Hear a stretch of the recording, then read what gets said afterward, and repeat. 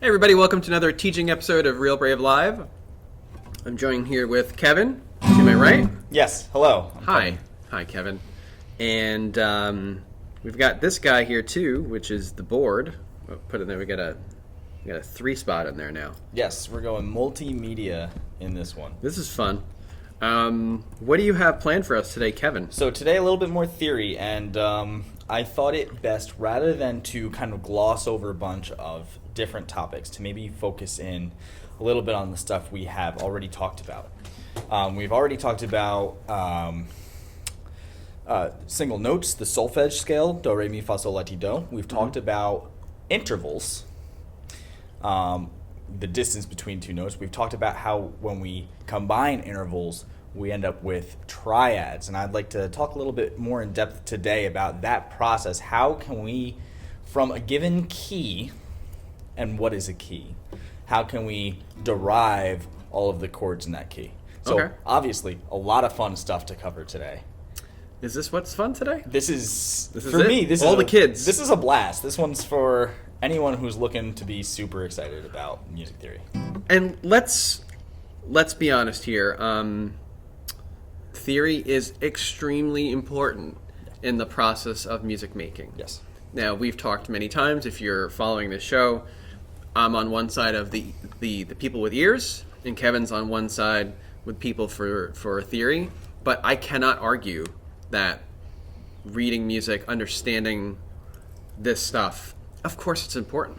Yeah. Speaking the language of music is important. So I'm looking forward to seeing this. Plus, you're really good at it, so it's kind of fun to watch. Cool. So where are we taking us? Where are you taking us today on the magical ride of chords and that stuff over there? We're taking first a trip to the mythical, magical land of C major. C major. Let's get in on that a little bit. Let's see. C major. All now, right. why C major? Because, and I'll save you some of the details, but in C major, all of the notes are what we had described as natural. There are no sharp notes. There are no flat notes. If we look at the piano, it's all the white keys on the keyboard. There's no sharp or flat black keys in between those. So if we could go over now to this very nifty whiteboard. Ooh, I can't wait. Let's do it. I've written out just the notes in the key of C. We've got C, D, E, F, G, A, B, C, and these blank spaces in between, Taylor Swift, these would be your sharps, or if you're going this way, flats. So C, C sharp, D, D sharp. But again, we're skipping those because we're in the key of C major and everything's natural. So these are the do, re, mi, fa, sol, la, ti, do. Cute. Okay. What does it look like on a staff? We would go starting down here in middle C. And this, I don't want to get too far into reading music today. I think that's a subject for another thing. But here's your C, D, E, F, G, A, B, C. And if we were just to keep going for argument's sake, D, it repeats, right? So C goes to C, and then repeats onward. Next octave, D, E, F, G. Okay. Behold the C major scale. And so now we have a scale here, and we have different intervals between each of these notes. We have between C and D, we have I'll use a different color marker, because the world is colorful, and so is this white. And so are your socks. Yes. Oh, no. Actually. No, wait. Yeah. This is breaking news. So I'm wearing my famous socks. Uh-huh. It's a very meta thing. My mom got me these, I believe, for my birthday this year. Uh-huh. They are socks with socks on. Let me say, wait, bring that up again, just because this is music related. Very meta. Socks with socks on them. Socks. It's meta. Very good. Very good. Okay. Back to music. So between C and D, we have what we describe as a whole step, or 2 half steps. Yes? Okay. Follow me? I do follow you. A half step is exactly the distance between one of these circles and the next adjacent circle. Well, this now. Yes. So you've got on the board there. You've got. Well, let me put this up here. So on your board, I understand this. Okay. I'm just going to try to be like the antagonist. Sure, here. yeah, you're devil's advocate. I'm the devil. Sure. That space Yes. is a black key on the piano Yes.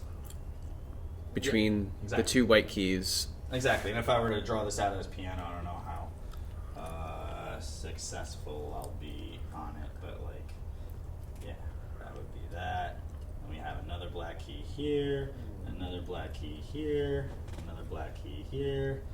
That's not that bad. And these are our black keys. There's no black key between E and F. There's no black key between B and C. But here's our other black keys. You did good. And we have that familiar set of two black keys 3. and the set of 3 black keys. And on the guitar, On the guitar, it all looks the same. On the guitar, it's just strings and frets. It's a grid. I would encourage our viewers, if you're interested more in this, to check out some of our other broadcasts where we get into some scales on the guitar. Have you done any of those yet? we're starting to get into it, yeah. Right. So the only way of figuring that out is actually just knowing it or being taught it. Okay.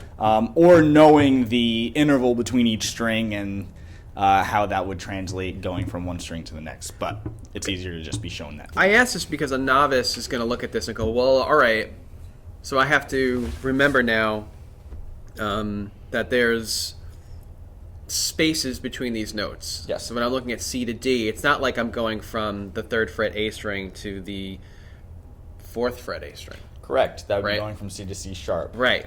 So that, as a young lad and an older lad, and a way too old lad, trying to learn music, was my issue. Is like I was like, all right, whole step, half step, and I was in that world of like trying to remember. Okay. Whole step, half step, whole step. Right. I'm out of first position. Where's the next note? Oh, it's D. It's the open string. Is that the right note? Like I would freak. Right. So an easier way to describe what we're talking about is on a piano, a half step is exactly the distance from one key, white or black, to the next. So you could go C to C sharp, or you can go E to F because that's the next key. There's no key in between, etc., etc. That's a half step. On a guitar, a half step is just the next fret. This is a half step. Well, let's zoom in a little bit. Hang on a second there. Yeah, stay right where you are. Cool. All right, go ahead. Go for it. Is right a half step here, E to F. That's 1 fret difference. But if I wanted to go a whole step, I would go E to F sharp here. Cool. I hope I didn't derail you here, but I think that's No, it's a really important. important thing. These are like the quarks. These are the subatomic particles that make up music. So it really all the time comes down to whole, half, whole, half. Even how we would describe the intervals in the chords. But before we go further into that, let's just look at the rest of these. So C to D is a whole step. D to E is, you guessed it, another whole step because we skip this one and we go to that one. So we'll just say a whole step in between here. E to F, that's the half step because that's the next adjacent circle. So E to F, half step. F to G, a circle in between, that's going to be a whole step. G to A, we've got a whole step. A to B, another whole step. And B to C is a half step. Okay. So now we have this series of intervals, whole steps and half steps, or minor seconds and major seconds. Sorry, major seconds, minor seconds. Okay. What happens when we take this one, we go to the 3rd note starting here to here. So we have C, and we have E. Now we go to the 3rd from E. 1, 2, 3. We have C, E, G. Okay. Which gives us our 1 chord. On the guitar, it sounds like this, or on any instrument, it'll sound like played all at the same time, a C major chord. Hang on a second. There it is. Expanded outward for the range of the instrument. And we're going to ignore how how sometimes in slightly tune. out of tune it is. Again, I don't have a tuning peg on this guy here. Okay. So. Well, that was really loud. Oh, good. All right. I just realized that you're really close to that microphone. Oh, okay. So sorry. Everybody just died. Sorry, everybody. All right. So, okay, cool. That's our first chord. We can follow that same pattern going on every note. So that was starting on C. If we started on D, All right, let's get you there. and we go to every third note, we now have a different set of notes, but a similar structure where we're taking the third starting on D, and then the third starting on that note F, going to A. And that gives us our 2 chord. Why am I using a capital I and 2 lowercase i's? These are Roman numerals, if you're not aware. This is how we would denote it in music. And capital and lowercase is talking about major or minor. So now we have to actually go back and we have to look at what the intervals between these notes are. So between C and E, 2 whole steps. More, I know I'm moving all around. You're killing me. I've got pictures of your pants. These are great pants. These are, I think, Aeropostale or the Walmart brand. I forget which one. But okay, so we have C to D, C, D, E. We have 2 sets of whole steps, right? Yeah. You agree with that, right? So C to D is C to E is a whole step. C to D is a whole step. D to E is a whole step. 2 whole steps. 2 whole steps. Otherwise known as a major third. And for major third, you can think, oh, when the saints go marching in. Okay. So that's a major third. And now that's between C here and E, which we learned to be here. Okay? Uh-huh. And between E and G, we have a half step between E and F, and a whole step between E and G. It's a step and a half, or a 1.5 steps, right? Otherwise known as a minor third. Lullaby and good night. From E. From E, yes, to G. Yeah. So we have a major third, I'll write it over here, which is bigger, and then a minor third, which is smaller. That is a major triad. From this note to this note, a major third, and from this note to this note, a minor third. If I were to, and we'll see in the next case, if I were to flip that, we have our bottom note here, and we go up a minor third. I'm writing sideways, so bear with me. And then from this middle note, going up a major third, 2 whole steps. That's a different type of triad. That is a minor triad, and that's exactly what we see on this next chord, D, F, A. We'll go to D, and we see from D, colorful, D to F, 1, 2, 3 half steps, right? And from F to A, 4 half steps, or 2 whole steps. Major third, or minor third down below, and a major third. And that gives us a minor triad versus a major triad, and that's why this is lowercase. Yeah, to show people that that specific chord. Right. I wouldn't write Roman numeral 2 minor. Just lowercase just gets the job done plenty. And now the difference in sound would be C is here, D minor is here. This is what we're looking at. Or like you play the open chord in the first position, and then there's The 1 chord, There it is. the minor 2 chord. I remember learning theory and understanding where the 1 chord C, great. But then as soon as somebody went outside of first position, it was like I was ripped out of my home. Yes. I had no blanket. Yes. It was very confusing. Yes. But as soon as somebody went to that 2 chord there, Right. in first position, It's familiar. And those chords are familiar for us as guitarists because this is where we start. We start with these open chords so Right. that we can just very quickly jump right into playing all of our favorite hits. The hits. Okay, so quickly, I'm going to now just go through, with my different color markers, go through the rest of these. Let's say, okay, E, and we're going skipping every other note. So it's going to be, this one is going to be E to G. Oh, that's not G. E to G to B. So we just went E, skip that, G, B. Right? Okay. That's what happened. That's my story. I'm sticking to it. We go E up here. Change color. Huh.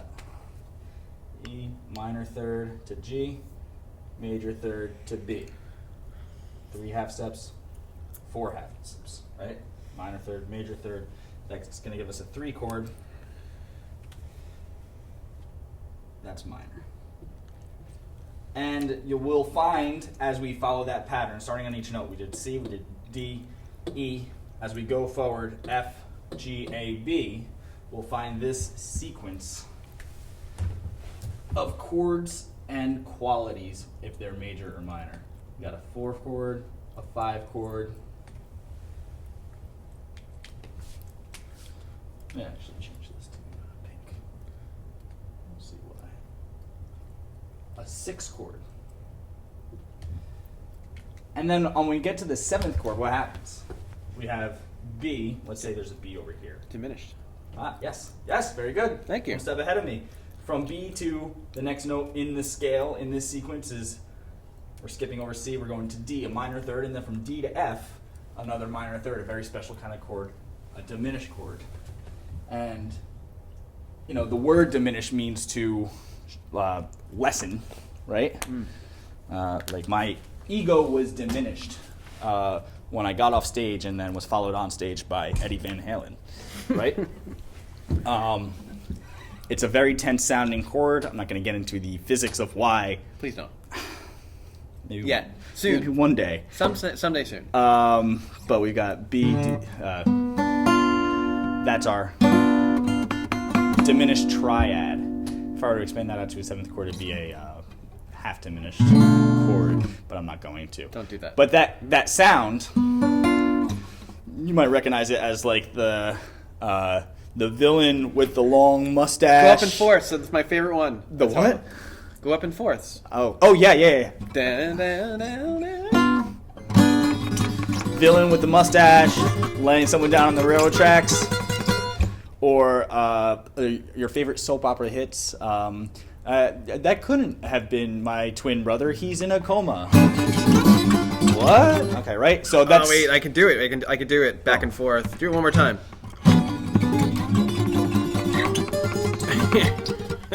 Did we do that? I did it. Okay, great.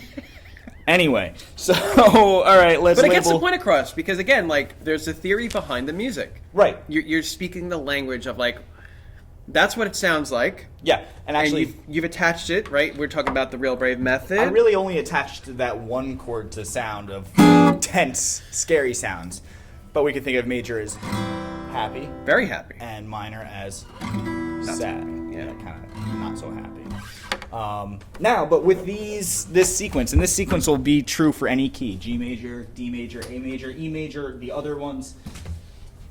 With this sequence of major, minor, minor, major, major, minor, diminished, a good maybe 60 or 70% of pop music has emerged. And what do I mean by that? So let me just write this in here. C, D minor.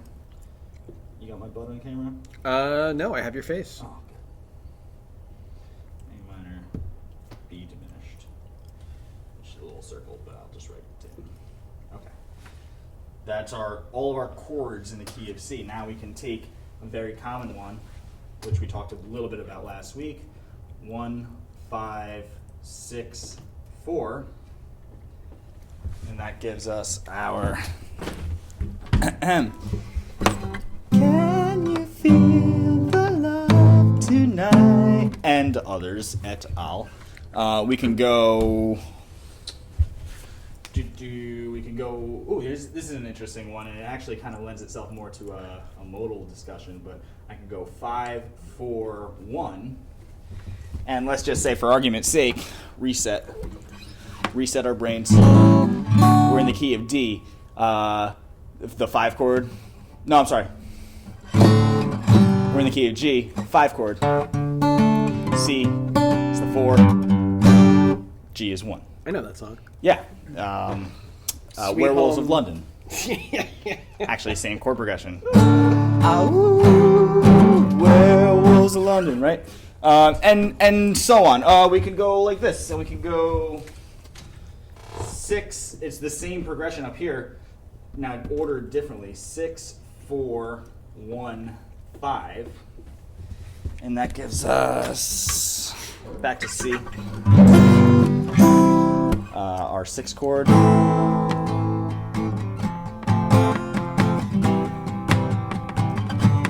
Save the night, like break of dawn come tomorrow. And that was just the first one that came to head, but there's also in your head, zombie, and so on, and others. Despacito, na na na na na na na. C, G, right. So this is where we derive these chord progressions from. And now with this knowledge, armed with this knowledge, we can say, all right, well, what happens if I go like, Dan, throw a chord progression at me, 1 through 7. Give me 4 chords. 7. 1. 7. 1. That was nice.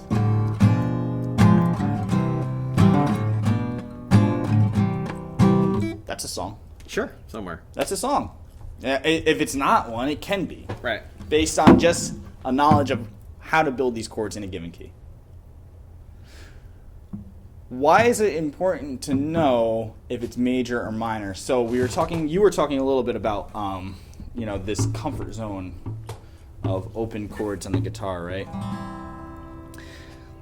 If I know this sequence of major, minor, minor, major, major, minor, diminished, and I know also the sequence of the major scale, which we talked about last week, whole, whole, half, whole, whole, whole, half, and I know that the first chord is major, and then if I go up a whole step to the next chord, it's minor, and a whole step to the next chord is minor, Okay. and so on. Uh-huh. Now I can play bar chords in different keys. Is that too much for the person? No, I mean, maybe at this point, this is only the third of however many broadcasts we're doing, but what I want to kind of get across is the usefulness of this information. If you're still watching, this information it comes in very, don't say handy, don't say handy, don't say handy, don't say handy on any instrument. Knowing your chords, and by de facto their arpeggios, one chord that's spelled out one note at a time, you're able to play a lot of music. Right. And not only play it, but understand it. And not only understand it, but write it. And viewer, you can check out our 50-song I'm looking forward to webinar that. coming out soon. The 3-chord, 50-song, 3-chord. We didn't know what we're calling it yet. It's coming out. Yeah. It's happening. Yeah. Check it out on the page. And because that's exactly what we're talking about here, Right. is knowing what chords fit together, how, and what songs have come out of that, and what further songs could come out of that. There's an unlimited amount of combinations, right? Oh yeah, Pretty Yes. much. What is it?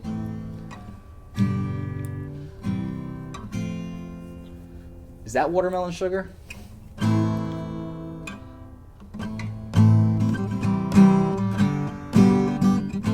We were talking about Close. it yesterday. Yeah. Yeah. One of those. It's close. It's got the 1, 5, 4, and 6.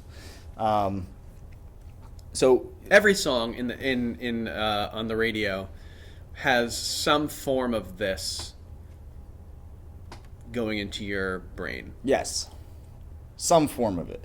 There is absolutely a deeper. We can get into another layer of this. This is just diatonic harmony. We could get into chromatic harmony, but I don't think We can go there. I mean, Not today. not today, but like imagine in a world where you start out in the key of C and then suddenly you see a D major chord. We know that in the key of C, D is minor. Am I close? You're there. Go up a little bit. There it is. D is minor. But why then would I see in like Wasn't on camera though. why would I see in maybe one of the most wonderful time of the world. It's the most wonderful time of the world. Why is there a D major in there? It's because I'm gonna save that. I'm gonna save it. To be continued. Yeah. Now I was on the edge of my seat. Yes. So, how do we sum this up, Kevin? Whole, half, minor, major, minor, major, minor, diminished. Those are like, keep those close to you. Don't major in minor things is a saying in life. Yes. Is that a real saying? That's a real saying. Don't major in minor things? Yeah. I would say don't mind the major. Don't mind the major things. And also, thirds. Don't third major your minors. Thirds are really important too because it's the third, the distance between C and E, or the difference between E and G, that we're able to start stacking and creating chords. So, Dan, based on this, we know that C, E, G is a C major chord. Sure. How might I make that a C minor chord? You're going to lower that E. Very good. Because major, we have a major third and then a minor third stacked on top. But as we discussed before, we have a minor third. For a minor chord, we have a minor third and then a major third. So all we have to do is just bring that E down a half step. We're going to go... Three. I'm not on... Well, why don't you do it because it's your thing. So... You got to bring that E down if you want to make a minor. Right. So how do we do that? We're going to go... Just for argument's sake, instead of whole step, or major third between E and... That should be to E. Between... Oh, that's black. That's B. Excuse me. Sure. Instead of major third between C and E, if we went minor third between C and E flat, get rid of that E, now we have a major third between E flat and G. I know this has gotten very messy, but look, 1, 2, 3, 4 half steps. Yeah. Or 2 whole steps, or a major third. And now instead of this happy do, mi, sol major chord, we now have do, me, sol. My life just got sadder. There's more solfege, you ask? Yes, I answer. There is more solfege. We talked about do, re, mi, fa, sol, la, ti, do, but what about all those spaces in between the notes? What do we call them?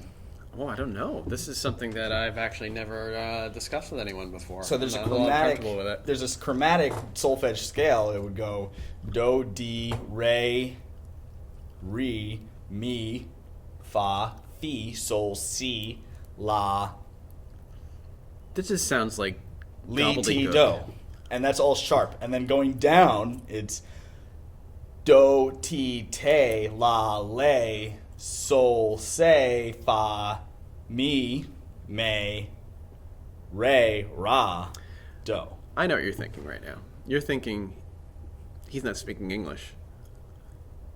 And you're right. Yeah, absolutely right. I'm speaking music. C major with C, E, and G, and C minor. C, E flat, and G.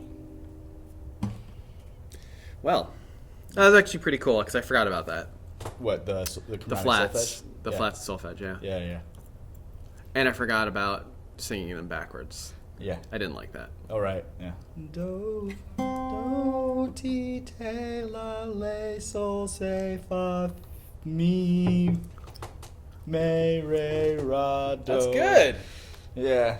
I took a couple of semesters of choir where we were required to sight sing our choral parts in solfege. So just ignore the words and sing what the note is based on the solfege pitch. It's interesting. Really, really great class at William Patterson with Dr. Fowler Callisto. Dr. FC, we call it. Okay. Well, that we'll have to leave this till the next episode. Yeah, I don't know where to take it after this one, because we can get further into harmony and talking about how chords interact, and we can talk about secondary dominance, which is what I was describing before as a D major being the 5 or dominant chord of G. We'll slow down there, sir. Or we can talk more about this whole, half, and maybe talk about what happens if you rearrange instead of going whole, half. What if you go whole, half? Whole, half, whole. What if you, in 3 weeks, just go ho, ho, ho? I will be going ho in 3 weeks because it's Christmas time. So, all right. Well, Kevin, thank you.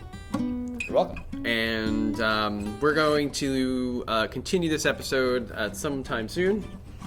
This has been another teaching episode of Real Brain Live. And today, what did we discuss, Kevin? I forget. Okay.